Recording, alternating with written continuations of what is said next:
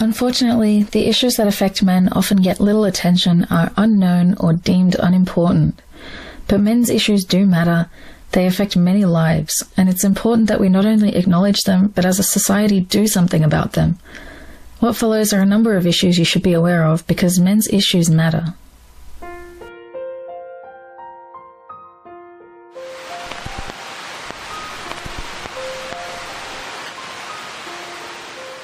Yes, it is. So why are nearly 50% of domestic violence victims denied care and resources?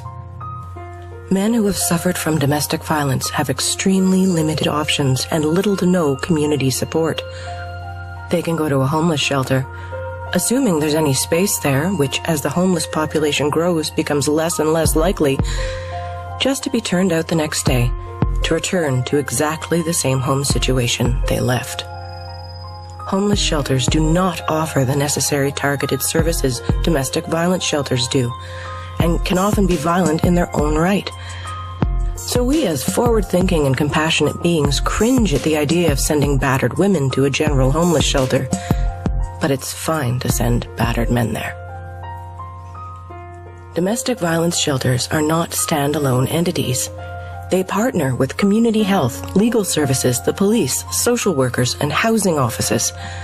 They are zoned, inspected, government approved, and intended to provide both short and long-term care plans through referrals. Criticism of advocacy for more men's domestic violence shelters, or any at all, often ends with, "Why don't you just do it yourself?" As though it were that easy. Aaron Pitsey and Earl Silverman could tell you why it isn't that easy. Well, Earl can't. After successfully opening the only dedicated men's shelter in Canada, he was forced to close its doors because of lack of financial backing and took his own life shortly thereafter. And Aaron Pitsey? After a lifetime career of working with families to address family violence, the woman who is often credited with creating the domestic violence shelter model and opening the first in the world, was met with threats and violence when she turned her attention to opening a men's shelter and publicly advocating for male victims of family violence. The ugly reality is that the people in positions of power we need to sign on, fund, approve, just don't care about battered men right now. They're seeing through the microscope of women as victims and don't look up to see the children and men, bruised and bloody, standing just outside their field of vision. And we need them to look up.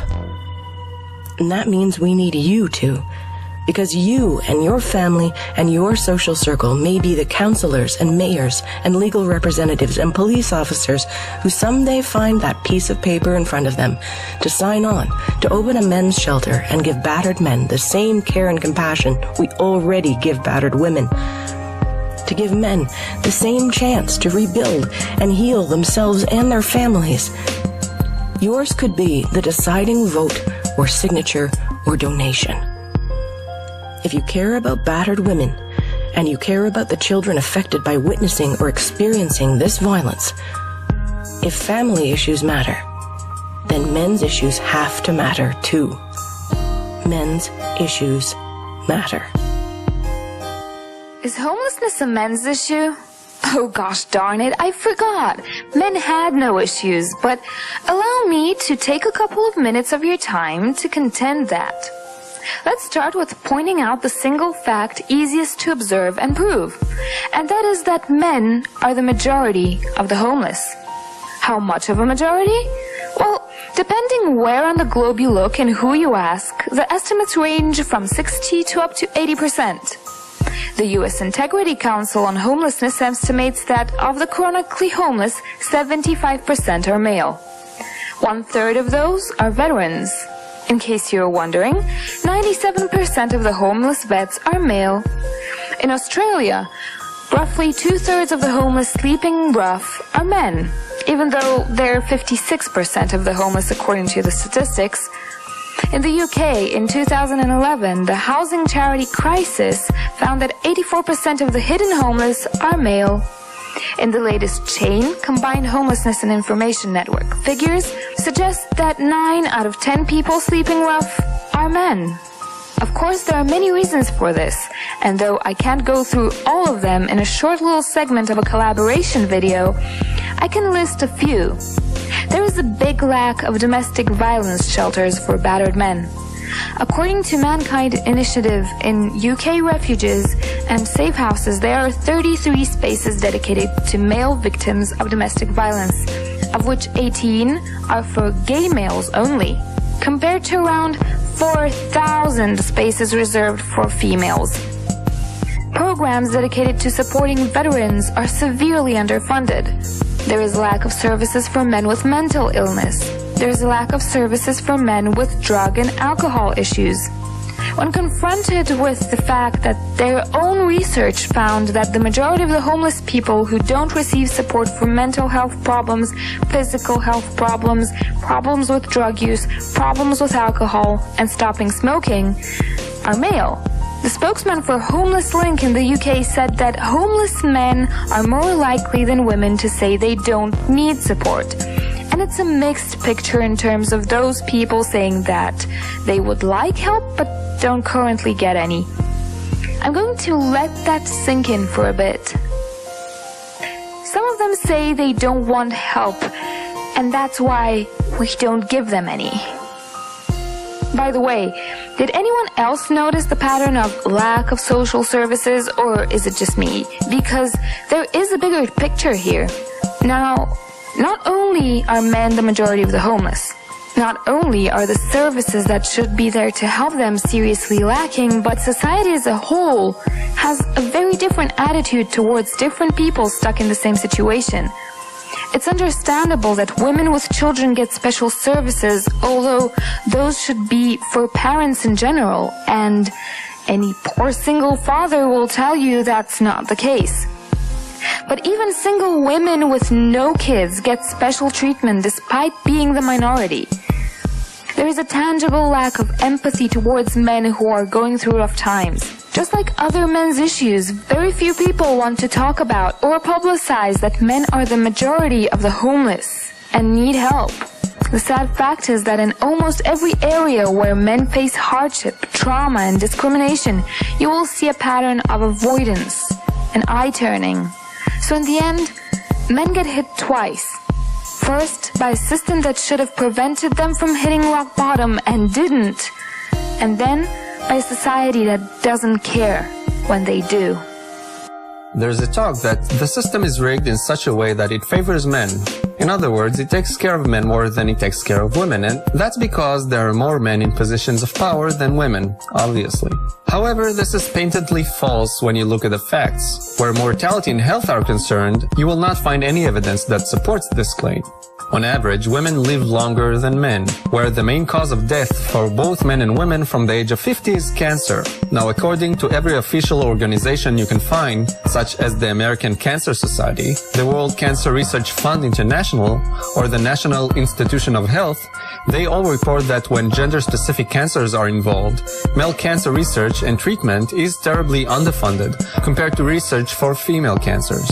So you can find all kinds of sources confirming that even though women are 20% to 50% more likely to die from breast cancer than men from prostate cancer, for example, breast cancer research receives from 200% to 400% more funds.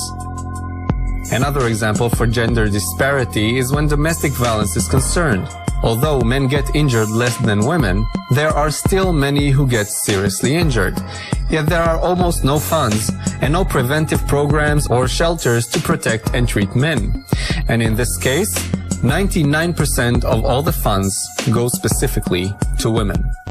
And of course, the same could be said about mental health treatment for victims of rape, where female rape victims receive millions of dollars annually, and a lot of that money goes for prevention and treatment. Male victims, however, get virtually no funds, and not only there are no prevention programs, the number of male, that's men and boy, rape victims is for all intents and purposes unknown, as in some places males cannot be considered the victims of rape, and therefore there is no research to find out what the actual numbers are. In places where they do conduct this research, it has been shown that these numbers are quite significant, and yet no programs are available. Everyone suffers at times from stereotyping and having assumptions made about them just because of the way they were born. Men are not unique in this area, but there are some uniquely harmful expectations put upon men that are worth bringing to light and fighting against. Men throughout history have been expected to be more stoic and reserved than women. They have often been shamed by society at large for expressing emotions such as fear or grief. Recently, some have referred to this type of masculinity as backwards, and have called for men to be more open about their feelings. This is indeed a step forward. However, there is a downside that any man who is content remaining with a more stoic outlook is then branded as toxic by proponents of this new type of manliness. Far from being free to choose their lifestyle, men find themselves stuck between a rock and a hard place, unsure which set of behaviors to go with, as both receive harsh criticism. Boys are taught from a young age to never hit girls. Whilst this is totally commendable, girls receive far less instructing in this area. Whether it's the White Ribbon campaign, which holds special assemblies just for male students to teach them to not be violent, or the Duluth model, which defines domestic violence as an act done by men to women. Society does not believe that women are equally capable of being physically abusive. Numerous studies and experiments have documented that when a man is aggressive to a woman in public, onlookers will intervene almost immediately. However, if the roles are reversed, onlookers will remain silent or possibly even ridicule the man for having been beaten. Any violence done towards any one of us should be taken seriously and dealt with accordingly. Men are also seen as uniquely predacious when it comes to sex. For example, in countries like the United Kingdom, it is not possible for a woman to be convicted of raping a man. Rape is a crime that only a man can commit against an unwilling victim. Women receive lighter sentences for the same acts, even against children, because society does not take the damage they can inflict seriously. Deborah LaFave, for example, was convicted of having sexual intercourse with a 14-year-old student and was not sent to jail on the grounds that she was too pretty to be incarcerated. Men don't deserve to be treated any more harshly by the criminal justice system than people of color do. We should have a level playing field to assess all accusations on a case-by-case basis. I believe equality in this area is one of the most important issues we face in the modern day. Workplace fatalities.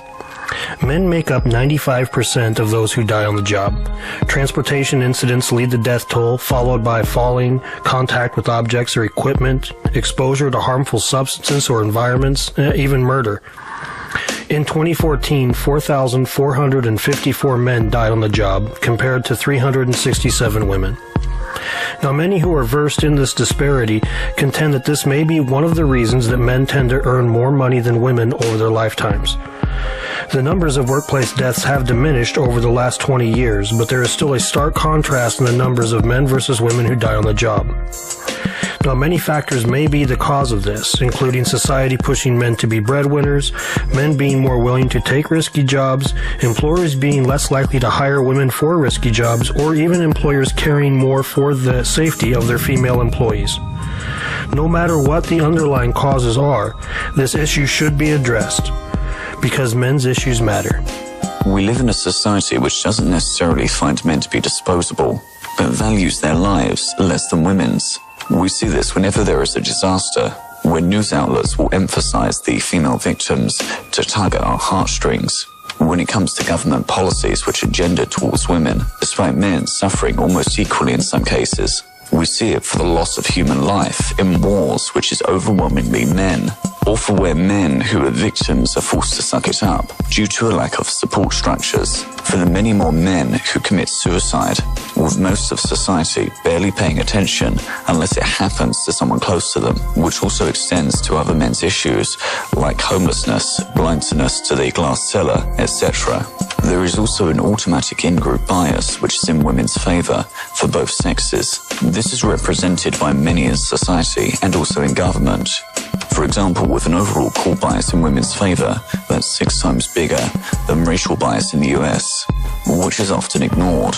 Women's issues being taken seriously, whilst men's issues being ignored and fought against. Where there are departments dedicated to women's needs, from the Department of Women's Health to UN Women, but none of the sort for men's health or men's rights. Let's try a quick test now. With only the information of a person's sex and nothing else, who would you be more inclined to save if you were put into that situation, the man or the woman?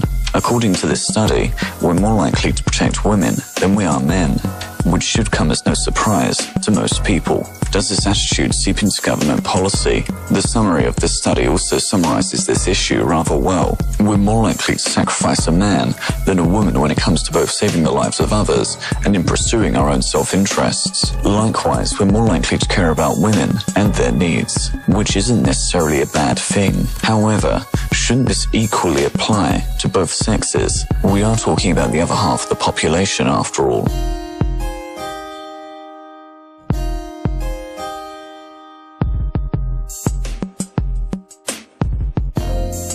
Please feel free to mirror this video or share it on Facebook and Twitter.